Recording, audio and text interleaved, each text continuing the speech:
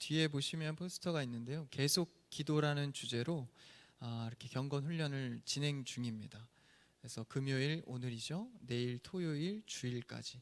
그래서 계속 기도 시리즈로 특강과 예배가 드려집니다. 그래서 오늘 이 예배도 여러분들이 지금 경건 훈련 안에 같이 예배하시는 겁니다. 그래서 기도를 주제로 우리가 말씀을 나가려고 합니다. 나아가서 우리 청년부 경건 훈련의 계속 기도라는 주제는요, 골로새서의 말씀에서 좀 이렇게 따와서 드리는 경건 훈련인데요. 기도라면 여러분 어떤 생각을 하십니까? 어떤 이미지를 갖고 기도를 하고 계십니까? 이 경건 훈련의 제목처럼 계속 기도, 계속 기도라는 것은 이미지가 계속 밥만 먹고 기도만 하자 뭐 이런 느낌도 있습니다. 그런 의미의 계속 기도가 아니라 우리의 삶의 기도의 모습은 늘 유지돼야 된다는 뜻의 계속 기도입니다. 그래서 우리가 기도할 때는 무엇을 하든지 기도하는 마음으로 해야 합니다. 믿으십니까? 그러니까 어떤 일을 하든지 하나님 앞에 매달리는 모습으로 살아야 한다는 것이 계속 기도입니다. 그러니까 우리 마음속에 기도는 늘 떠나지 않는 거죠. 언제 어디서든지 하나님을 찾을 수 있고 찾아야 하고 찾아야만이 하나님과 내가 그 소통 속에서 내 삶이 사라질 수 있겠습니다 라는 고백입니다. 그런데 우리는 때로는 급할 때 기도하고 어려울 때 기도하고 또 기쁠 때도 기도할 때도 있겠습니다. 그러나 우리의 기도의 모습은 늘 기도해야 되는 줄 믿습니다. 우리의 삶은 기도 자체인 것이죠. 계속 기도. 그래서 마음이 우리가 하나님을 의지하는 기도의 태도를 갖고 있는가, 어떤 일이든지 기도한다는 것은 참 크리스천으로서 아름다운 일입니다. 그 기도 속에서 오늘 말씀은 기도에 대하여서 어떻게 하면 좋겠는가, 여러 가지 기도의 모습과 제목들이 있지만 한 부분에 대해서 말하고 있습니다. 예수님께서 항상 이 비유를 말씀하실 때는 그 전과 후를 잘 봐야 합니다. 그러니까 비유를 뭐 때문에 이 비유를 하고 있는지, 그리고 이 비유를 통해서 후에 어떤 일을 하기를 원하는지를 우리가 잘 파악해야 되는 것이죠. 그래서 오늘 말씀에서도 1절이 굉장히 중요합니다. 1절을 한번 읽어볼까요? 1절 본문입니다. 시작. 예수께서 그들에게 항상 기도하고 낙심하지 말아야 할 것을 비유로 말씀하여. 두 가지 대목이 나옵니다. 예수님께서 알려주시는데, 가르쳐 주시는데, 비유로 말씀하여 주시는데 두 가지를 말합니다. 항상 기도해야 하고 기도할 때는 낙심하지 말아야 할 것을 말합니다.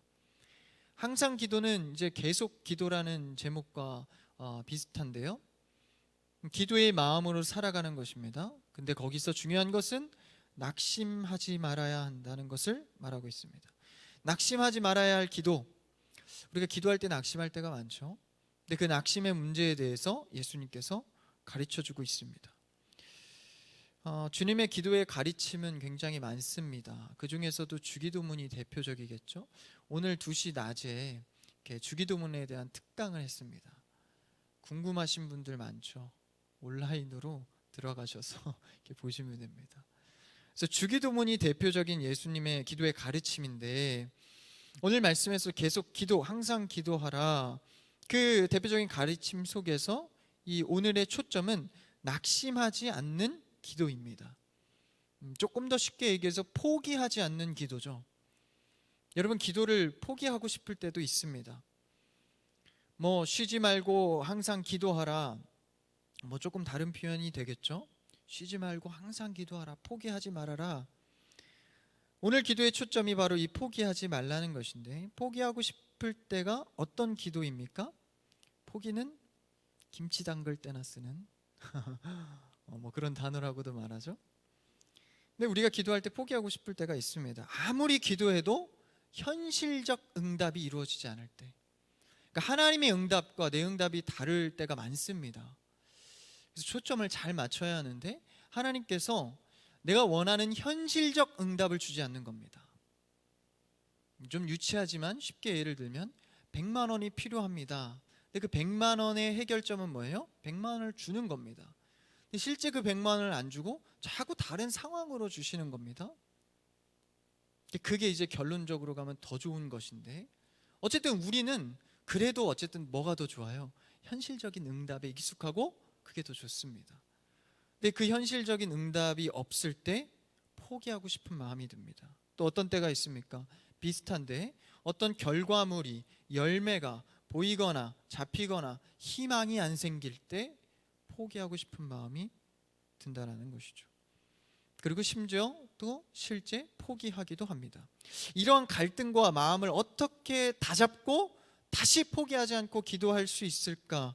예수님께서 비유로 오늘 말씀에서 설명해 주고 있습니다. 이 비유를 잘 따라 기도하다가 하나님의 응답을 받는 여러분 되길 축복합니다. 그 내용의 비유를 2절부터 말씀하고 계십니다. 2절을 한번 같이 읽어볼까요? 2절 시작. 이르시되 어떤 도시에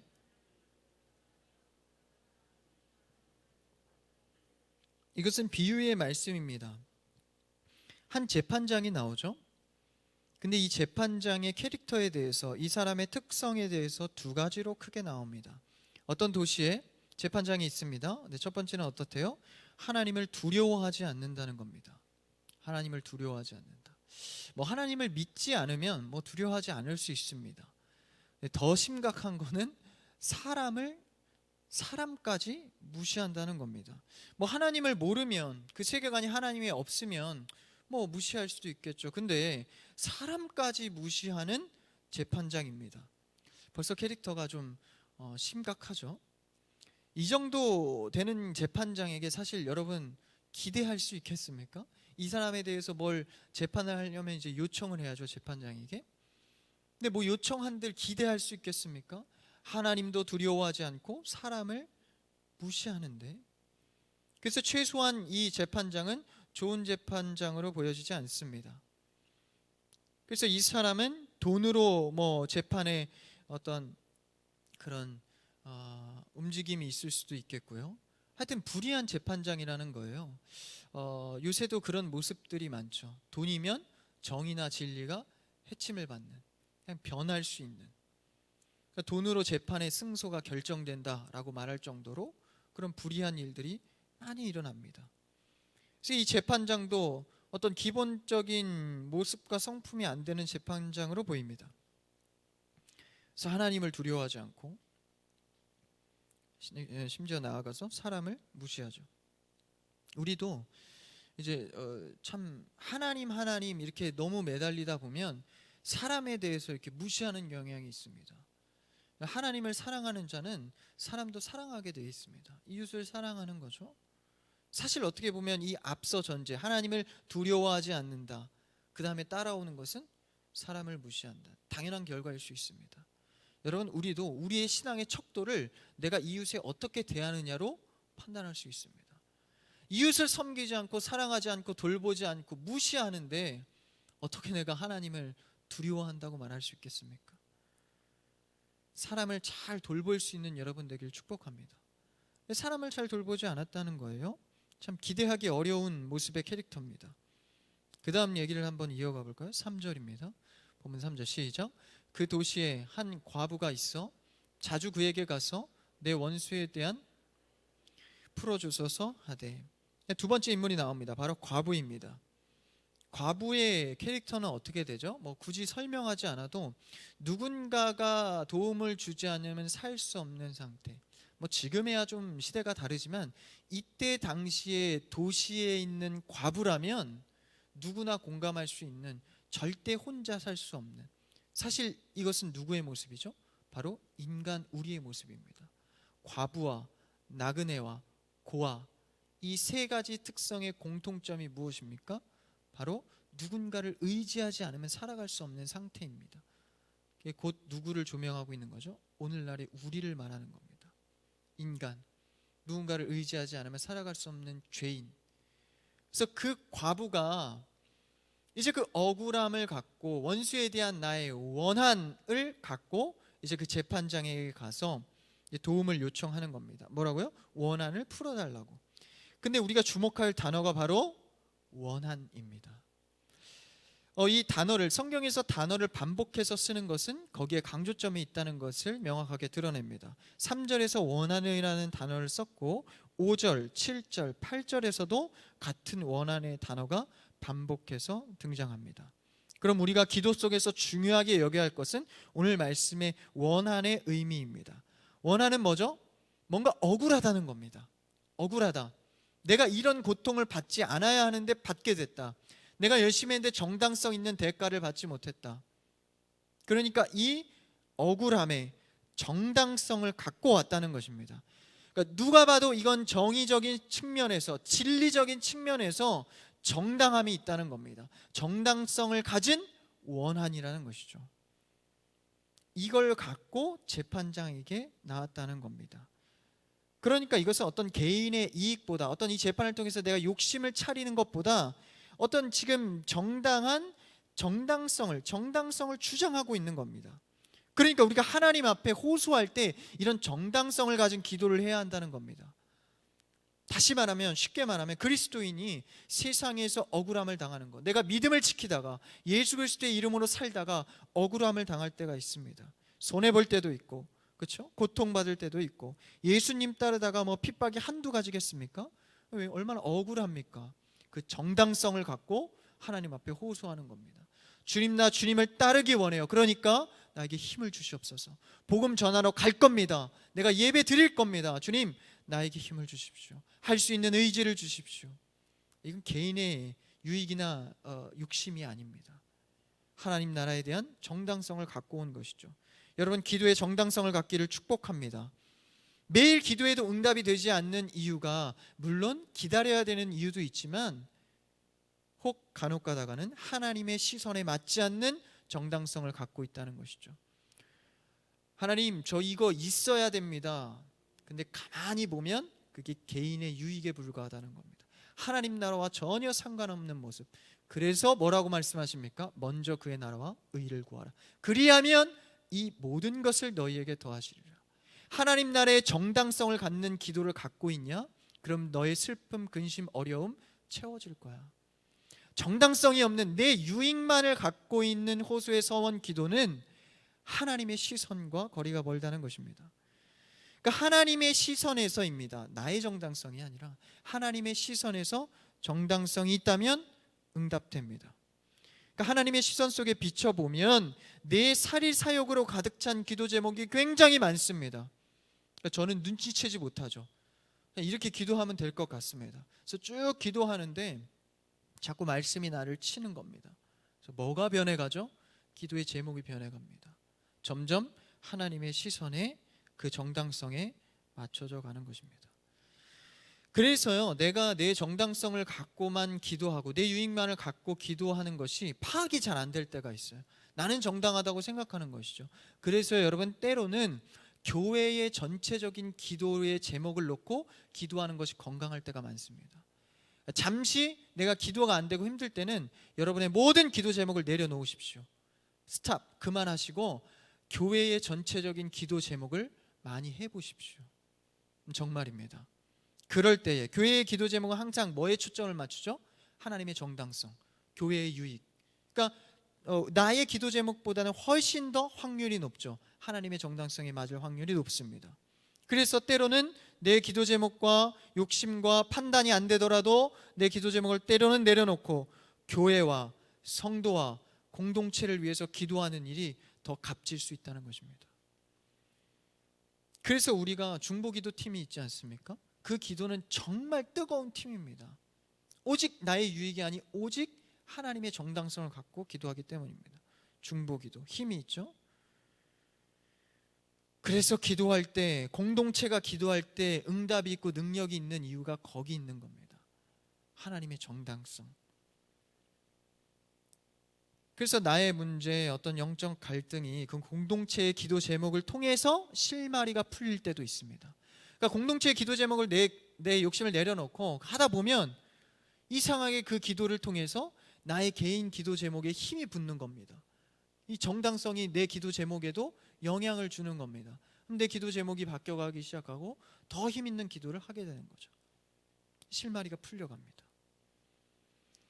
그래서 우리는 교회의 기도 제목을 꼼꼼히 살피어 함께 기도할 수 있는 여러분 되기를 축복합니다. 아직 나는 교회 적응 안 해서 저 기도 제목이 어떤 의미인지 몰라, 저 집사님을 위해 기도하자고 나 잘 모르는데, 그러지 마시고 따라가 보십시오. 그곳에는 하나님의 정당성의 시선이 있을 것입니다. 그것을 따를 때 내 삶에도 그 영향력이 끼쳐 들어오는 것입니다. 하나님의 정당성, 우리가 그것을 붙들고 기도하게 되는 여러분 되기를 축복합니다. 그래서 이 과부는요, 원한이라는 단어를 4번이나 사용할 정도로 명확한 정당성을 들고 나왔습니다. 4번이나 원한 얘기를 하는 것은요, 이 정당성이 그만큼 명확했다라는 것입니다. 그래서 과부 요청이 끈질기기 때문에 이 재판장이 들어준 것이 아닙니다. 과부의 내용 속에는 정당성을 갖고 왔기 때문이죠. 3절에 뭐라고 합니까? 원한을 풀어주소서 하되, 그 다음 4절을 한번 읽어볼까요? 4절입니다. 4절 시작. 그가 얼마나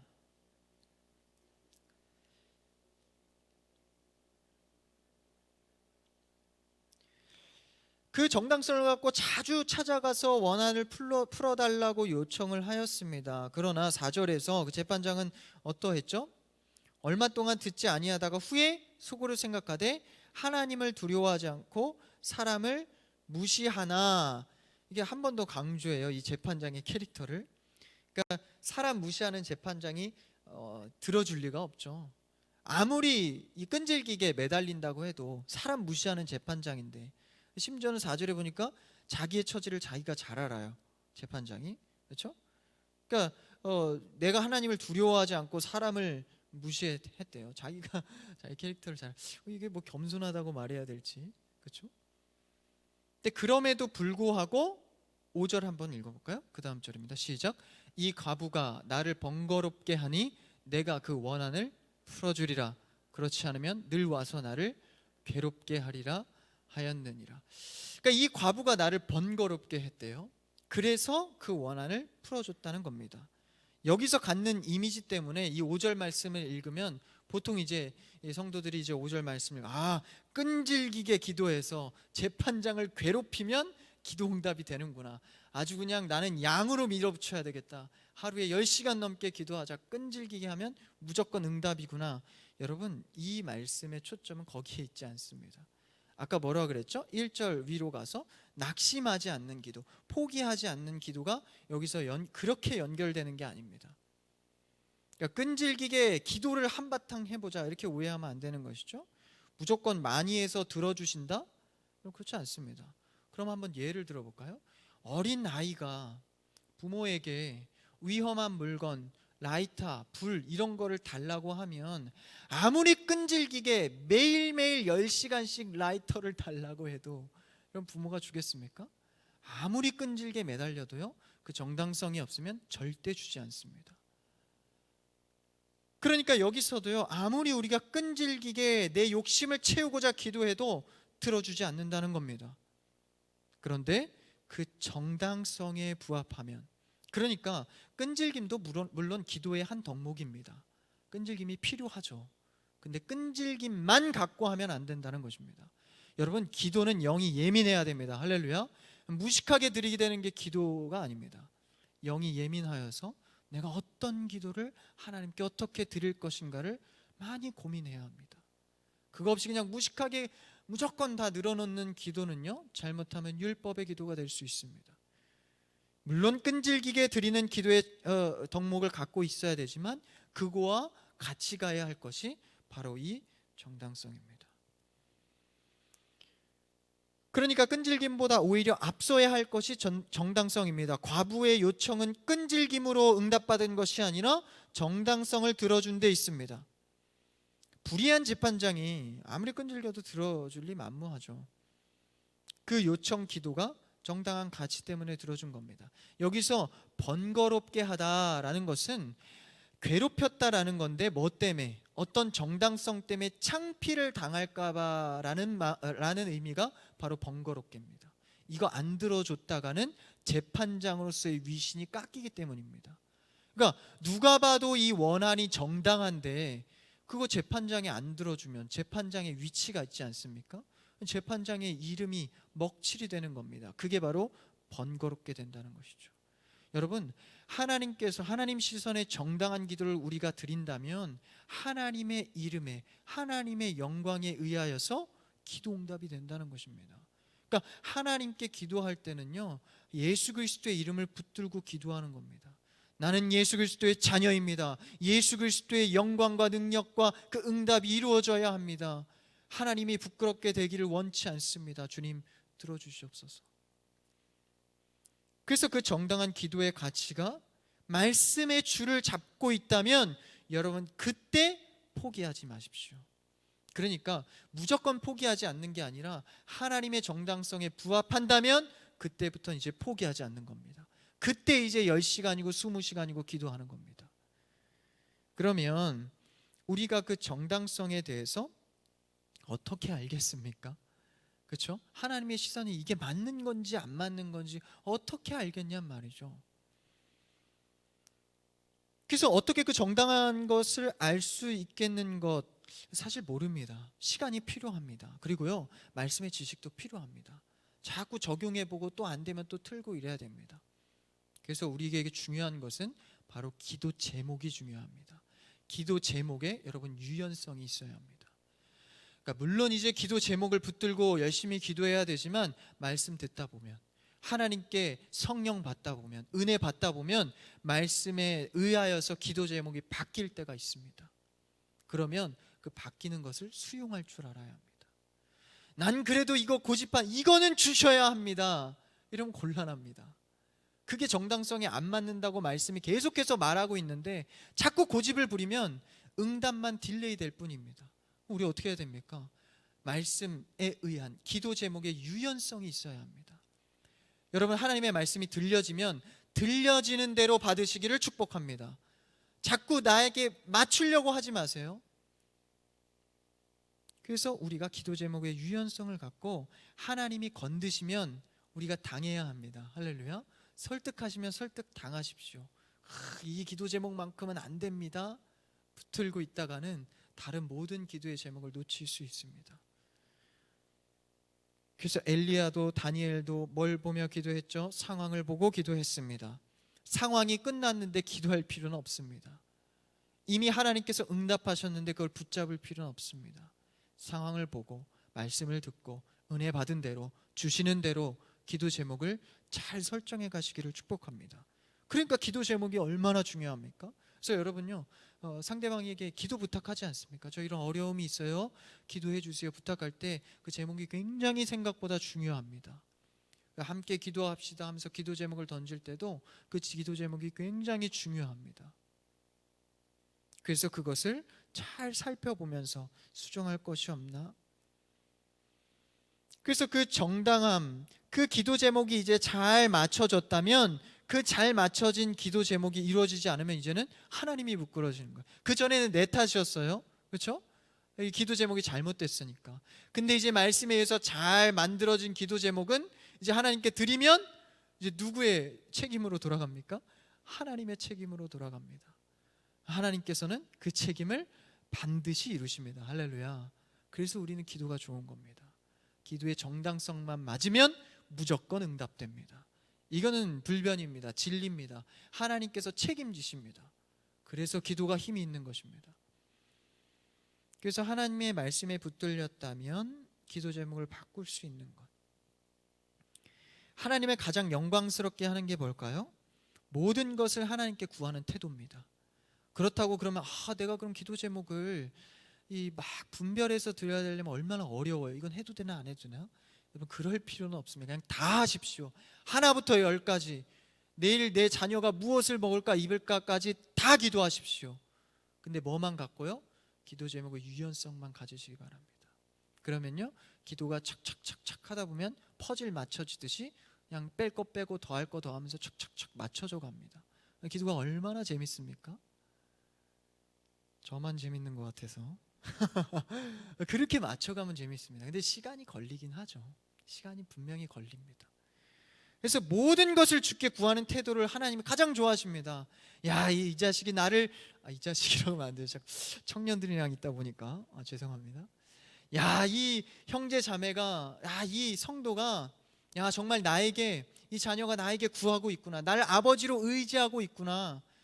얼마나 기뻐하십니까? 모든 것을 하나님께 구하는 태도. 그 속에서 우리는 말씀의 기도 제목의 유연성만 가지면 되는 것이죠. 그리고 또한 두 번째로 하나님을 가장 영광스럽고 기쁘게 하는 일은 무엇입니까? 바로 조금 더 나아가서 모든 것을 구하는데 하나님의 말씀에 존중하면서 기도하는 태도입니다. 이게 바로 기도 제목의 유연성이죠. 얼마나 이쁘겠습니까? 저도 예전에 어린아이들 교육부서 안에 있을 때요, 그러니까 아이들마다 다 특성이 다르지 않습니까? 근데 뭔 얘기만 하면 스펀지처럼 빨아들이는 아이가 있어요. 뭔 얘기만 하면 그냥 막 해보려고 하고 궁금해하고, 그런 아이들은 사실요 너무 이쁩니다. 뭔 말씀만 던져주면 탁 받아들이는 거예요. 저 이렇게 생각했는데 이렇게 한번 해볼래요. 뭐 되든 안 되든 그건 두 번째 문제입니다.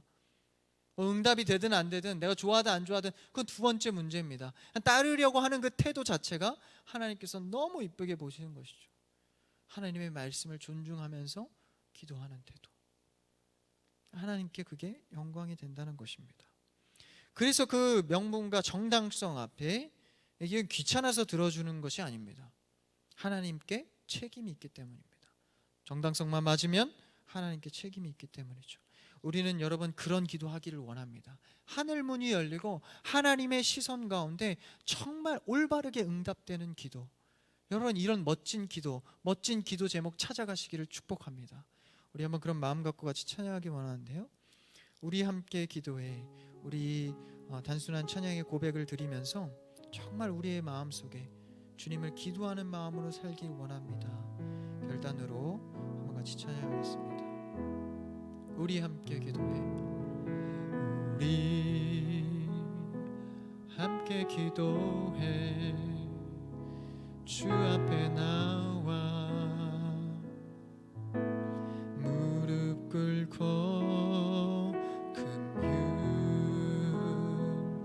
베푸시는 주, 하늘을 향해 두 손 들고 하늘 문이 열리고 은혜 빗줄기 이 땅 가득 내리도록 마침내 주 오셔서 의의 빗줄기 우리 위에 부으시. 네, 한 번 더. 하늘 문이 열리고 하늘 문이 열리고 은혜의 빗줄기 이 땅 가득 내리도록 마침내 주 오셔서 의의 빗줄기 우리 위 부으시도록. 아멘. 우리의 기도가 하나님의 시선과 부합해서 정말 은혜의 충만한 응답이 매일매일 일어나기를 축복합니다. 우리가 은혜를 못 누리는 이유가 무엇입니까? 기도할 때 말만 하기 때문입니다. 말만 하는 게 아니라 여러분 들어야 합니다. 할렐루야. 하나님의 말씀을 듣고 청종하고 순종하는 마음으로 입을 떼야 합니다. 그래서 우리는 듣는 기도가 필요한 것이죠. 그래서 이렇게 하나님 앞에 정당성을 갖고 이제 재판장 앞에 과부가 응답을 받습니다. 이런 멋진 비유를 하시고 난 뒤에 그 다음에 조금은 이제 좀 아리송한, 좀 맞지 않는 것 같은 말씀을 하시는데요. 한번 6절 7절까지 한번 읽어볼까요? 6절입니다. 시작. 주께서 또 이르시되 불의한 재판장이 말한 것을, 7절, 하물며 밤낮 부르짖는 택하신 자들을 원한을 풀어주시지 아니하시겠느냐, 그들에게 오래 참으시겠느냐. 이 말씀까지는 참 좋습니다. 그 불의한 재판장, 우리가 캐릭터를 봤죠. 하나님을 무시하고 사람을 무시하는 자도 그 정당성에 맞고 자기가 그 책임감에 부끄러움을 당할까봐 들어주는데, 하물며 우리를 사랑하셔서 자신의 자녀까지 내어주시는 선하신 하나님께서 우리의 정당성을 갚아주지 않겠느냐. 당연한 이치지만 우리 마음속에 잃어버린 생각들입니다. 이것을 확고히 해주는 것입니다. 그 하나님께서 밤낮 부르짖는 그 택하신 자들의 원한을 풀어주지 않겠냐. 이 말씀을 해주시는 것이죠. 여기까지 얼마나 우리가 참 도전이 됩니까? 근데 여기서 조금 다른 말씀을 하십니다. 조금 반전이에요. 8절 말씀 마지막 절이죠. 한번 읽어볼까요? 8절 시작. 내가 너희에게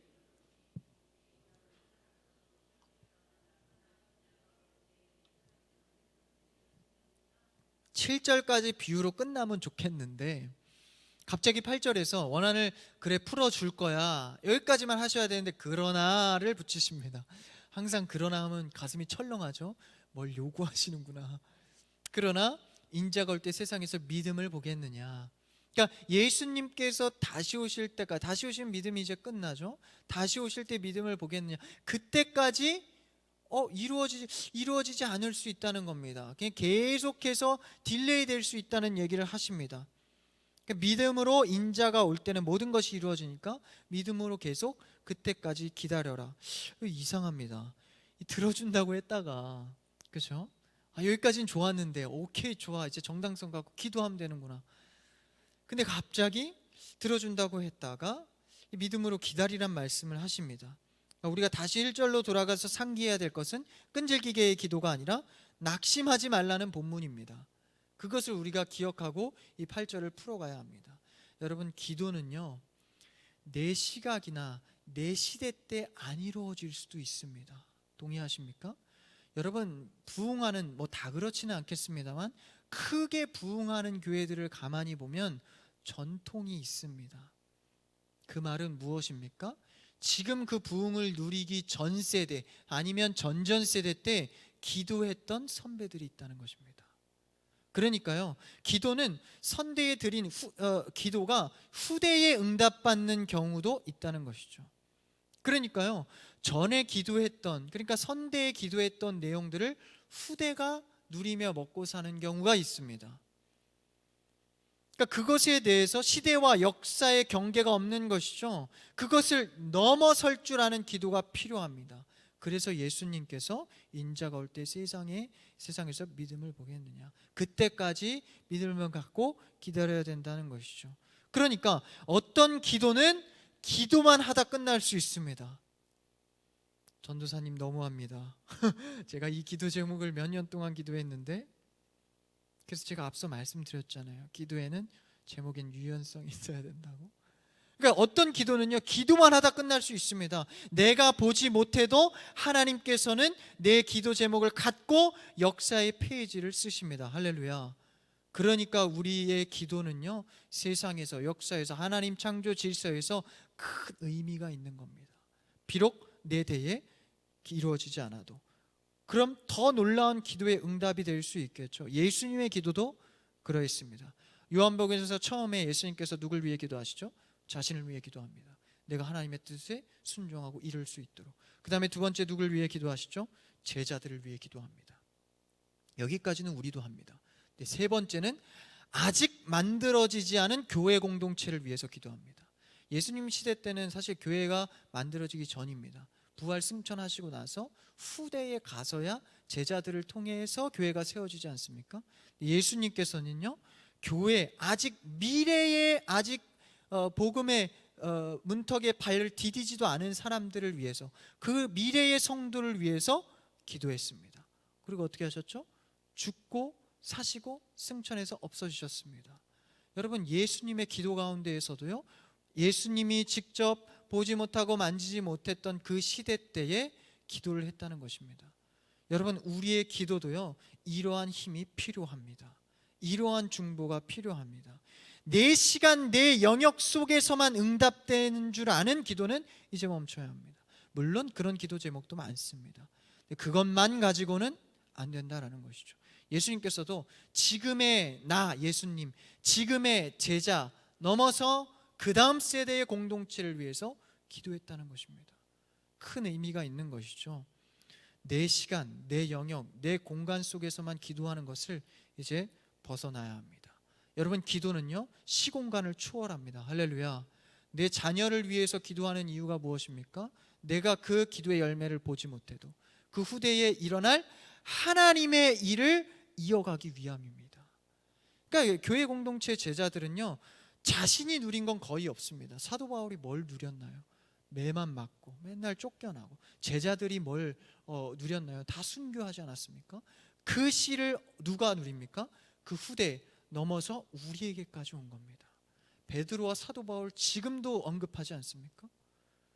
그러니까 이 기도는요, 우리가 눈을 열어, 마음을 열어, 말씀을 열어서 지경이 넓어져야 합니다. 그럼요, 기도 제목이 풍성해지기 시작합니다. 국한되지 않습니다. 그러면요, 응답에 대한 태도도 달라집니다. 뭐 조그만한 것 같다 응답 되고 안 되고로 막 신앙을 내려놨다 들었다 들쑥날쑥 이리 갔다 나갔다, 그렇죠?